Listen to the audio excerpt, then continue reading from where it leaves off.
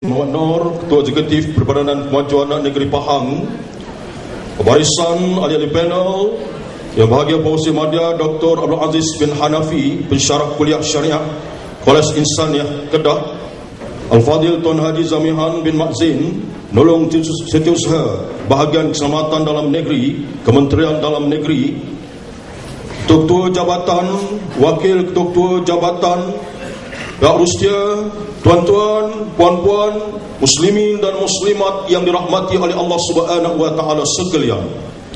Alhamdulillah, bersyukur kita ke hadirat Allah Subhanahu wa taala di pertemuan pada pagi yang penuh dengan kerahmatan ini dalam program seminar perbandingan ahli sunnah dan syiah anjuran Jabatan Mufti Negeri Pahang dengan kerjasama Pejabat Setiausaha Kerajaan Negeri Pahang dan Majlis Perbandaran Kuantan.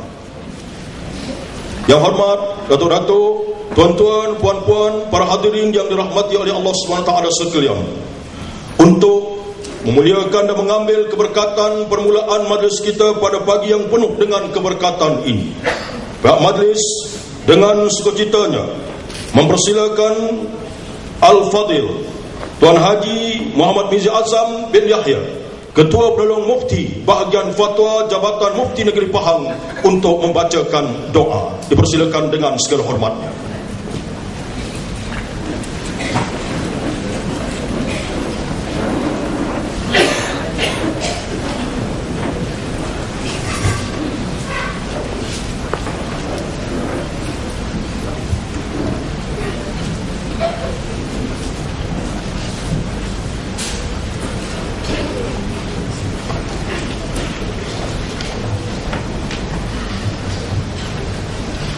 أعوذ بالله من الشيطان الرجيم بسم الله الرحمن الرحيم الحمد لله الذي تبيانا على كل شيء وهدى رحمة للمؤمنين والصلاة والسلام على شموس الهداية ونجوم الإرفان وعلى آله وصحبه أجمعين.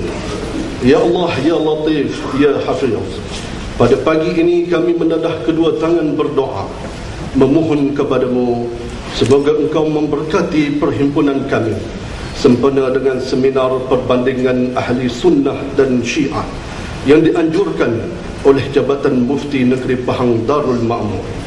Ya Allah, Ya Rahim, Ya Rahman, Ya Rahim, dipohonkan semoga dengan penerangan dan penjelasan yang diberikan oleh ahli-ahli panel akan menjadikan kami hamba-Mu yang lebih faham di dalam mengamalkan ajaran ahli sunnah wal jamaah yang kami pegang selama ini.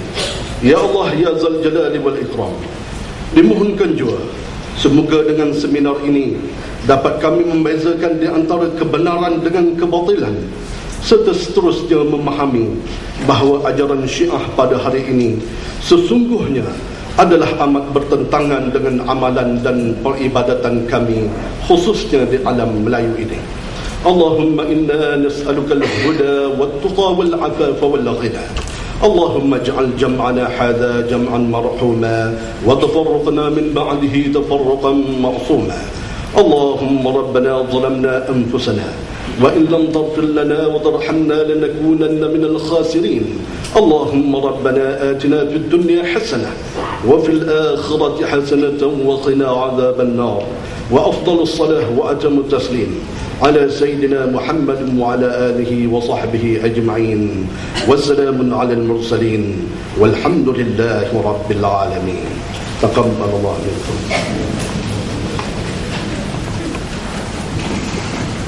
Yang majlis merakamkan ucapan penghargaan dan terima kasih kepada Al-Fadil Tuan Haji Muhammad Mirza Azam bin Yahya, Ketua Penolong Mufti Bahagian Fatwa Jabatan Mufti Negeri Pahang, di atas pembacaan doa itu tadi. Tuan-tuan, hadirin dan hadirat sekalian, yang majlis dengan sukacitanya mempersilakan Sahibul Samaah Mufti Negeri Pahang, Datuk Haji Abdul Rahman bin Haji Osman, untuk menyampaikan ucapan. Dipersilakan Sahibul Samaah yang hormat Datuk.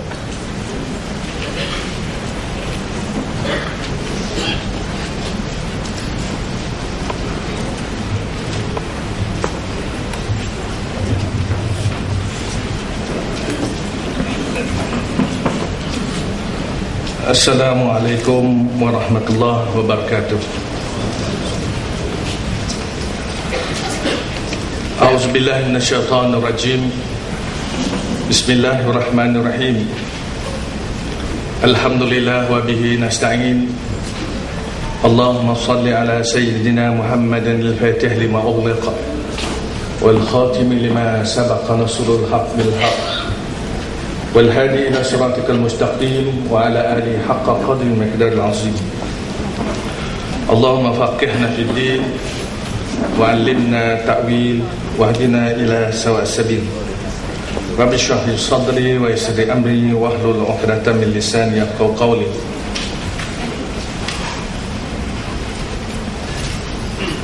Yang berusaha pengurusi majlis Ustaz Nik Ibrahim,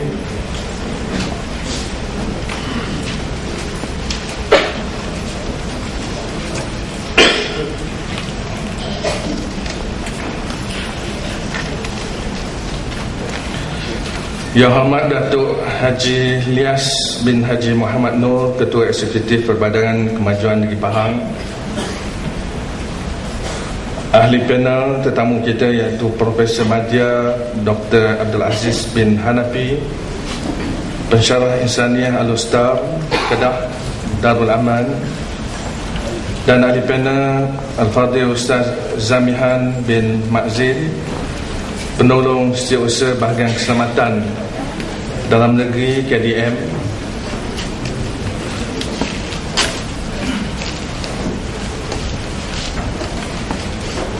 dan seterusnya kepada tuan-tuan, puan-puan, hadirin hadirat yang saya muliakan. Alhamdulillah, kita bersyukur kepada Allah Subhanahu Wa Taala kerana pada pagi yang penuh barakah ini kita dapat bersama-sama bagi menjayakan seminar perbandingan ahli sunnah dan syiah. Mudah-mudahan kita berdoa kepada Allah Subhanahu Wa Taala semoga majlis kita ini majlis yang diberkati oleh Allah Subhanahu Wa Taala, dan kita memohon supaya ianya dapat keberkatan dan petunjuk daripada Allah Subhanahu Wa Taala. Semoga kita semua dapat memahami agama ini dengan sebaik-baiknya, sebagaimana pegangan kita berpandu kepada Al-Quran dan Sunnah yang dipegang oleh ahli sunnah wal jamaah. Kalau di Pahang atau di negeri-negeri, kebanyakan negeri, kalau berpegang kepada ahli sunnah wal jamaah ini, kalau dalam perkara hukum syarak, hukum hakam, fiqh, kita berpegang kepada mazhab Imam Syafi'i. Dan sekiranya ada perkara-perkara yang menyentuh tentang kemaslahatan masyarakat, maka pihak fatwa yang bermula daripada Jawatankuasa Fatwa Peringkat Kebangsaan dan juga fatwa negeri akan mengambil pegangan-pegangan yang sama atau terbuka kepada mazhab-mazhab yang lain. Sebagaimana fatwa kalau berkaitan dengan zakat fitrah, kalau berpandu kepada mazhab Syafi'i, kita tidak boleh mengeluarkan zakat fitrah melainkan dengan beras. Tetapi oleh kerana maslahah masyarakat, maka fatwa peringkat kebangsaan dan negeri telah mengambil pegangan sebagaimana yang dipegang oleh mazhab-mazhab yang lain dengan mengeluarkan zakat fitrah dengan nilai harga beras. Itulah maksudnya bahawa kita di Pahang dan negeri-negeri kebanyakan di Malaysia ini keseluruhannya berpegang kepada ahli sunnah wal jamaah kalau dalam hukum hakam syariah, iaitu kita berpegang kepada mendahulukan fatwa qaulul mu'tamad, iaitu pendapat yang mu'tamad, yang sahih daripada mazhab Syafi'i. Dan kalau berkaitan dengan akidah, kita berpegang kepada aliran Al-Asy'ariyah wa Maturidiyah. Dan insya-Allah pada pagi dan hari yang mulia ini kita akan dapat penjelasan daripada kedua ahli panel kita yang tidak asing lagi. Antaranya yang kita jemput khas, iaitu Profesor Media Datuk Abdul Aziz bin Hanafi, pensyarah College Universiti Insaniah Al-Ustaz Kedah. Beliau adalah sahabat saya dan guru saya waktu saya bersama di Al-Azhar University. Beliau mendapat didikan master di Universiti Azhar pada peringkat umurnya 23 tahun.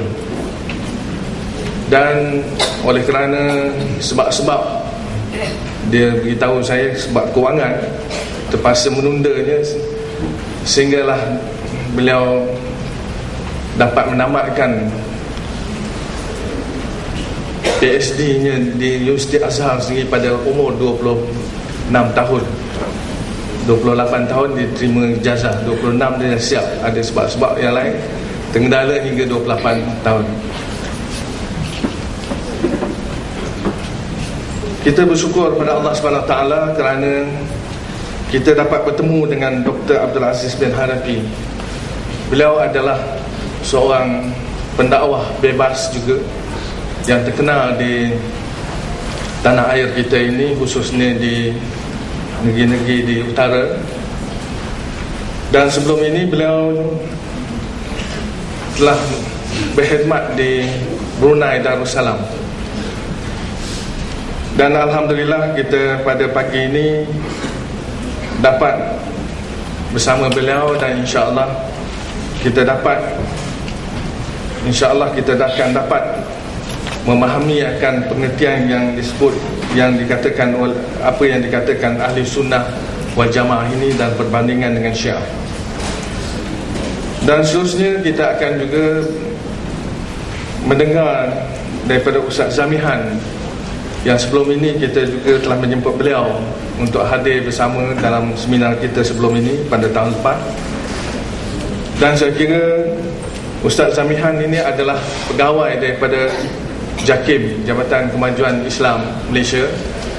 Beliau ditempatkan di Kementerian Keselamatan Dalam Negeri. Saya kira beliau adalah tokoh yang dapat memberikan pandangan-pandangan kepada Kementerian Dalam Negeri lah. Dan di atas kepercayaan itulah bahawa Kementerian Dalam Negeri telah menerima beliau sebagai seorang daripada pegawai selaku penolong setiausaha bahagian keselamatan dalam negeri. InsyaAllah kita berdoa kepada Allah SWT semoga perbincangan kita ataupun pertemuan kita di dalam majlis ilmu ini diberkati oleh Allah SWT. Untuk itu tuan-tuan dan puan-puan sekalian, saya hanya nak mengambil sedikit masa bagi saya menerangkan tentang kaitan dengan seminar, tajuk seminar kita ialah Syiah, Ahli Sunnah wal Jamaah dan Syiah ini.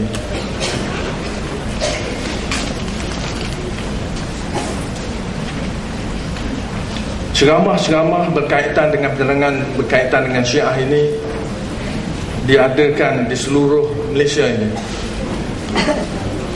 Nampaknya di Pahang ni agak ketinggalan sedikitlah. Kita baru untuk memberikan penjelasan kepada masyarakat, dan mungkin penjelasan berkaitan dengan perbandingan Ahli Sunnah wal Jamaah dan Syiah ini akan kita sebarkan di seluruh negeri Pahang. Dan kita baru-baru ini telah memutuskan satu fatwa daripada Ahli Jawatankuasa Fatwa Negeri Pahang.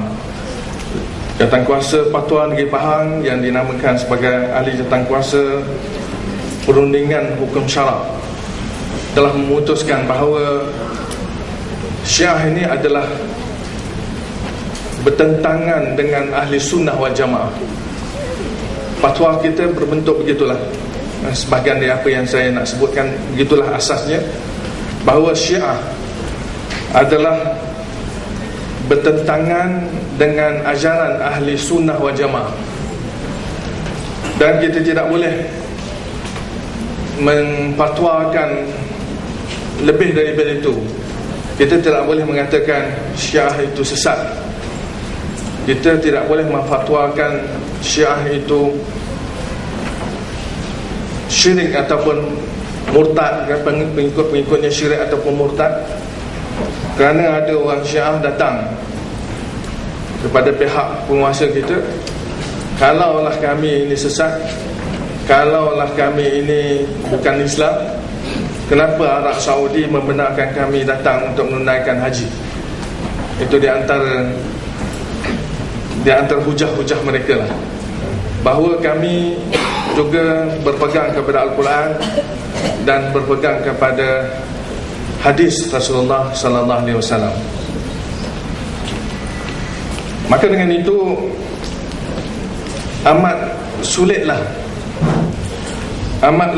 amatlah kita ni berhati-hati di dalam membuat keputusan-keputusan berkaitan dengan Syiah ataupun aliran-aliran lain yang diamalkan sama ada di Negeri Pahang ataupun di Malaysia ini.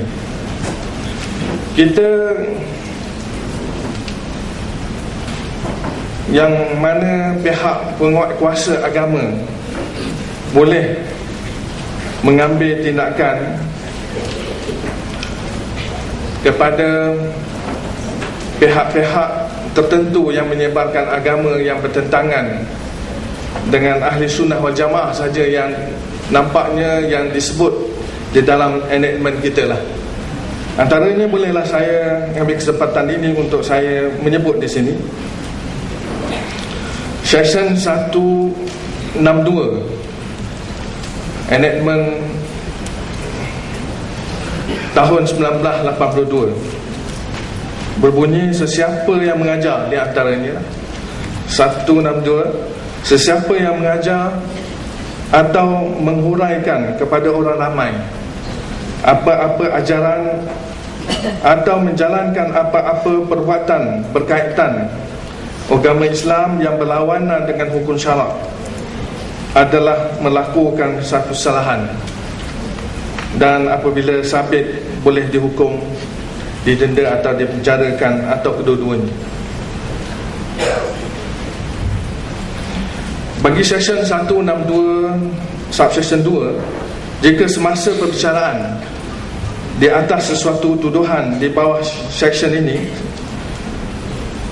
ada berbangkit soal-soal yang berkenaan penyelesaian dengan berpandukan suatu fatwa yang boleh diakui atau dibuat dalam negeri ini, maka mahkamah itu hendaklah merujukkan soalan itu dengan secara bertulis kepada Majlis Agama Islam dan Adat Islam Melayu Pahang. Maka dalam hal untuk mahkamah, apabila seseorang itu mengajar sesuatu yang bertentangan dengan hukum syarak, katalah kita membincangkan hari ini yang berkaitan dengan Syiah, ada perkara-perkara yang berlawanan yang diamalkan oleh golongan-golongan Syiah ini. Misalnya kalau saya baru-baru ini pergi ke Mekah menunaikan umrah, antara mereka yang ada di sana, kawan sahabat-sahabat kita yang ada di sana mengatakan bahawa terdapat daripada golongan-golongan Syiah ini, mereka ini kalau nak semayang, mereka semayang selepas imam semayang, imam Masjid Haram atau Masjid Nabawi itu semayang, barulah lepas tu mereka datang. Itu ada di antara golongan yang begitu. Dan ada juga Syiah yang semayang sama juga. Dia berimam dengan imam yang sama dengan kita, iaitu berimamkan imam Masjid Haram atau Madinah. Mereka tidak ada beza. Mungkin perbezaan-perbezaan yang lain lah. Di sini kita lihat bahawa Syiah ini ada banyak puak, ada beberapa golongannya yang mana akan diterangkan oleh penceramah kita nanti.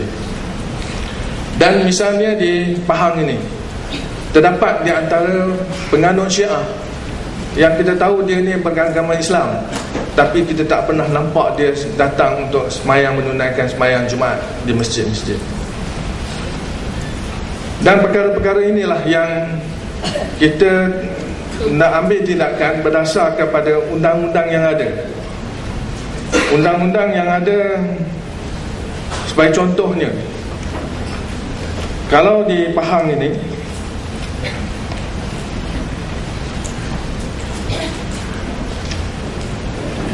berkaitan dengan fatwa lah,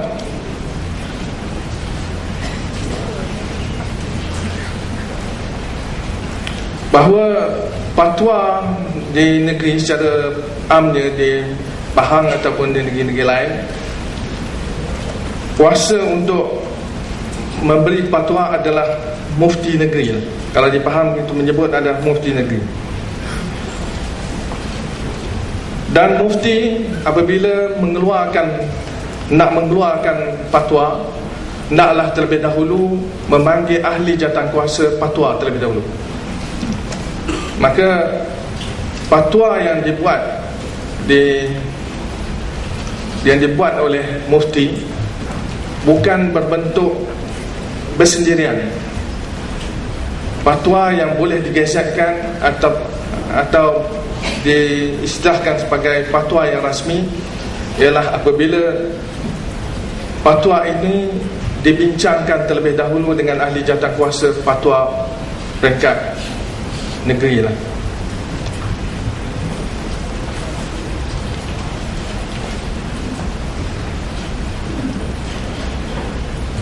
Saya nak menyebut lagi bahawa dalam Seksyen 40, apabila fatwa negeri, mana mufti ni kalau dia buat satu statement bukan melalui jawatankuasa fatwa ni, dia panggil jawapan kepada soal jawab agama biasa. Dia bukan berbentuk fatwa, makna dia berbentuk fatwa biasa, bukan fatwa rasmi. Ataupun dia panggil sebagai jawapan kepada soalan-soalan kemusyrikan agama sahaja. Tapi kalau dia nak jadikan sebagai rasmi, naklah perkara itu dibawa terlebih dahulu kepada ahli jawatankuasa fatwa peringkat negeri. Sebab itulah fatwa yang dikeluarkan oleh mufti ini adalah fatwa yang rasmi, yang telah diperkenankan oleh tuanku melantik ahli-ahli jawatankuasa fatwa itu sendiri. Sebagai contohnya, ahli jawatankuasa fatwa negeri Pahang ni ada 10 orang. Antaranya termasuklah pengurusi jawatankuasa fatwa muzakarah fatwa peringkat negeri Pahang, peringkat kebangsaan itu sendiri, iaitu Profesor Tan Sri Dr. Abdul Syukur bin Hussein itu sendiri. Dan antaranya yang lain ialah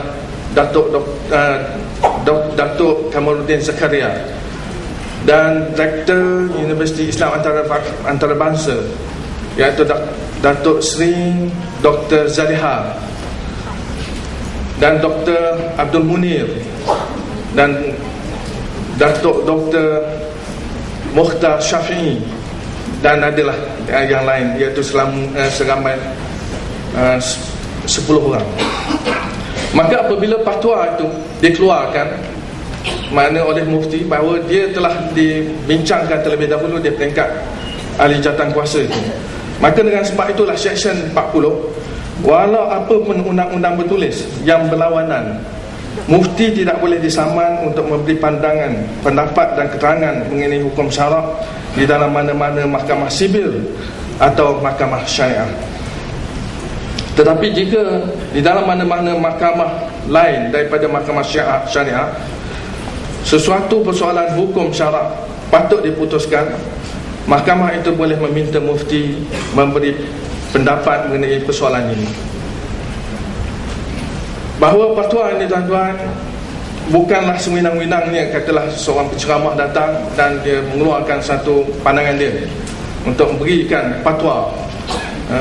Dia kadang-kadang hal berkaitan dengan hukum syarak ni, kalau yang telah disebut di dalam kitab fiqh itu fatwa biasa, itu hukum fiqh biasa.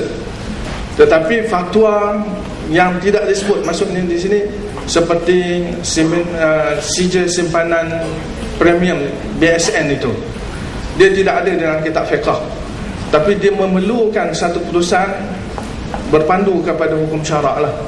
Maka keputusan itu dibuat bukan individu, tetapi dibincangkan terlebih dahulu di peringkat kebangsaan, dan selepas itu dibawa ke negeri bagi diputuskan di dalam negeri lah.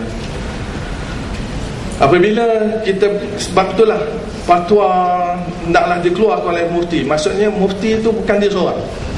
Maka orang individu hendak mengeluarkan satu fatwa, dia boleh diambil tindakan oleh pihak pihak penguasa negeri lah. Sebagai contohnya, saya dulu pernah menjadi qadi pada tahun 90-an qadi, dan dekat dengan pilihan raya ada orang bertanya, bolehkah kita mengundi orang yang bukan Islam misalnya dalam pilihan raya.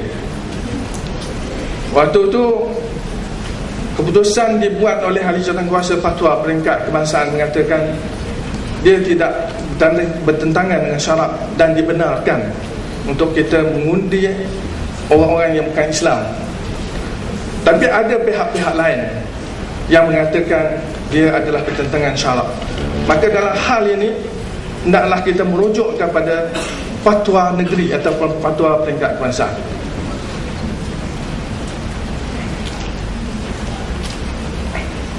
Sebagai contoh yang lain, di sini ada saya menyebut, saya nak sebutkan, iaitu Seksyen 164 nombor 8 tahun 1982. Sesiapa yang mencetak, menerbit, menjual, mempamer, sama ada untuk dijual atau dipertunjukkan percuma dengan apa cara jua pun, menyebar atau membahagi-bahagikan apapun buku, majalah, dokumen dan surat-surat mengandungi ajaran, fatwa atau penetapan yang bertentangan dengan mazhab-mazhab yang empat, atau dengan mana-mana fatwa yang telah sah dikeluarkan dalam negeri ini, adalah menjadi kesalahan. Mana di situlah kalau kita nak ambil satu keputusan bahawa ada beberapa ajaran yang dibuat oleh Syiah ataupun lain daripada Syiah, aliran-aliran lain, maka sekiranya dia membuat keputusan-keputusan yang bertentangan, yang telah dipatwakan di peringkat negeri, maka fatwa atau orang individu yang mengatakan sesuatu itu boleh diambil tindakan. Misalnya dalam hal fatwa mufti tadi, semasa dalam Seksyen 41 1991, Enakmen Tadbiran Islam Pahang 1991, dan Seksyen 41, semasa mengeluarkan fatwa di bawah Seksyen 36 atau memberi pendapat di bawah Seksyen 40, mufti hendaklah pada lazimnya mengikut kaul muktamad mazhab Syafi'i. Mana di sini dah jelas tuan-tuan bahawa kalaulah kita nak mengeluarkan apa-apa fatwa di negeri Pahang ini, mestilah mengutamakan mazhab Syafi'i dahulu. Sebab tu kalau kita dapati bahawa ada orang yang mengajar, yang mengeluarkan pandangan yang bertentangan dengan mazhab Syafi'i ini, bahawa orang itu menyebabkan fatwa dia mengelirukan masyarakat Islam di Pahang, dan dia boleh diberikan tindakan mahkamah, diangkat ke mahkamah.